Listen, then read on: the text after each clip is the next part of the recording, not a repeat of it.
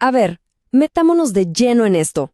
En el mundo de la ciencia hay un secreto que a veces nos desvela. La medición perfecta simplemente no existe. Cada vez que le ponemos un número a algo real, dejamos un rastro, una historia oculta de incertidumbre.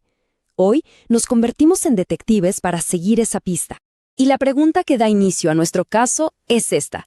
¿Es posible obtener una medida perfecta, sin fallas? La respuesta corta es no.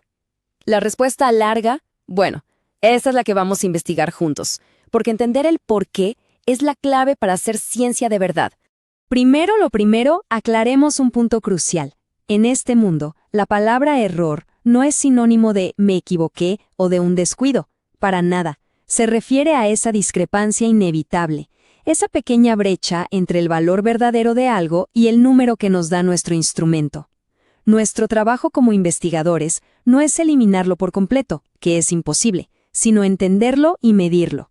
Todo buen caso tiene sus sospechosos, y el nuestro no es la excepción. Al investigar la incertidumbre, nos topamos con dos culpables principales que actúan de maneras pero muy diferentes.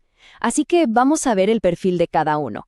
De un lado tenemos al error sistemático, el agente constante. Este siempre desvía nuestras mediciones en la misma dirección y más o menos en la misma cantidad. Del otro, el error aleatorio, un saboteador impredecible que aparece y desaparece, esparciendo los resultados sin un patrón claro. Dos modos de operar completamente distintos. Profundicemos en el error sistemático. Imaginen una balanza mal calibrada, que siempre, pero siempre, añade 100 gramos.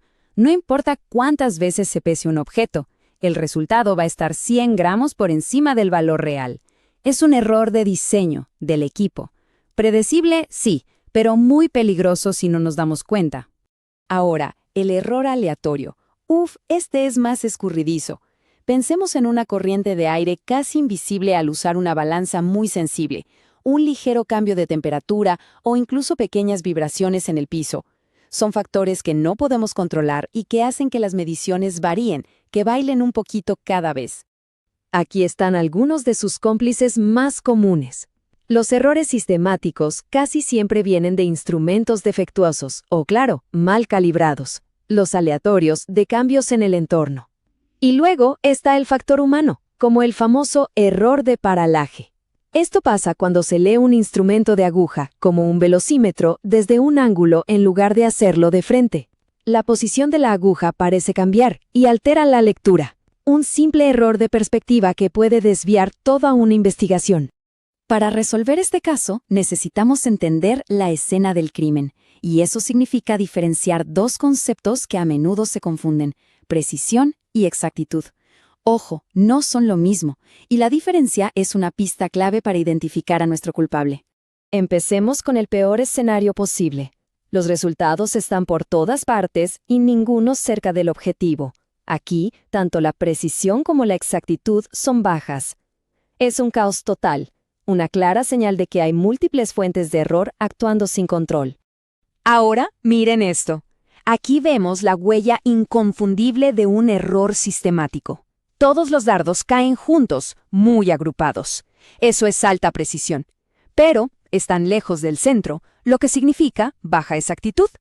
El instrumento repite el mismo error una y otra vez. Este escenario es típico del error aleatorio. Los tiros individuales están dispersos, o sea, baja precisión. Pero si calculamos el promedio de todos los puntos, este se acerca muchísimo al centro. La exactitud general es alta, aunque cada medida individual varíe un poco. Y aquí tenemos la meta, el objetivo de toda medición de calidad. Los resultados son consistentes y además correctos. Esto demuestra que se han controlado tanto los errores sistemáticos como los aleatorios. Caso resuelto, o casi. Entender los conceptos es una cosa, pero un buen detective necesita pruebas contundentes. Es hora de cuantificar las pistas, de ponerle números a la incertidumbre para que los datos nos cuenten la historia completa. El procedimiento es muy metódico. Primero, tomamos varias medidas y calculamos la media aritmética, que va a ser nuestra mejor aproximación al valor real. Luego, para cada medida, calculamos su error absoluto, o sea, qué tan lejos está de esa media.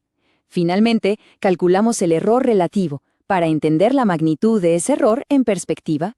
Veamos un caso práctico. Se pesó un objeto 5 veces. Si sumamos los resultados y dividimos entre 5, obtenemos una media de 3.498 gramos. Ahora, calculamos el error absoluto para cada medida, que es simplemente la diferencia con la media. Por ejemplo, para la primera medida de 3.47 gramos, la diferencia con la media es de 0.028 gramos. Ese es su error absoluto. Y repetimos este proceso para cada una de las mediciones. Ahora, si tomamos el promedio de todos esos errores absolutos y lo dividimos por la media de nuestras mediciones, obtenemos el error relativo promedio, en este caso, un 0.41%. Este número es la pieza de evidencia final. Nos dice qué tan confiable es nuestra serie de mediciones. Un error relativo bajo, como este, indica una medición de muy alta calidad.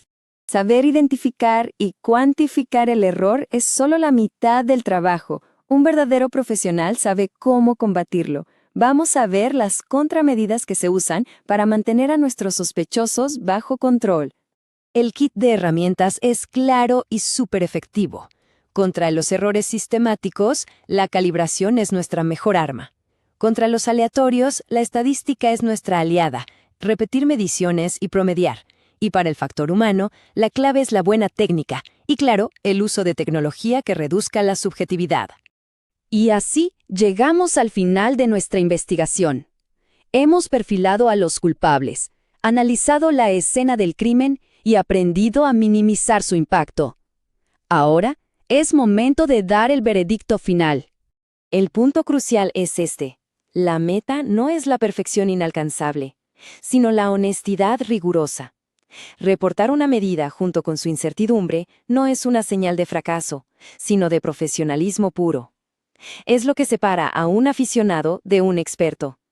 Es admitir que conocemos los límites de nuestro conocimiento. Así que, la próxima vez que aparezca un dato, una estadística o una medida, es bueno recordar que detrás de ese número hay una historia.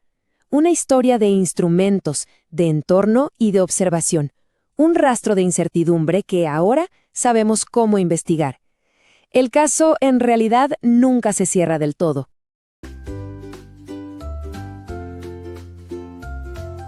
Si te gustó el video, dale me gusta y comparte. Sí. Gracias.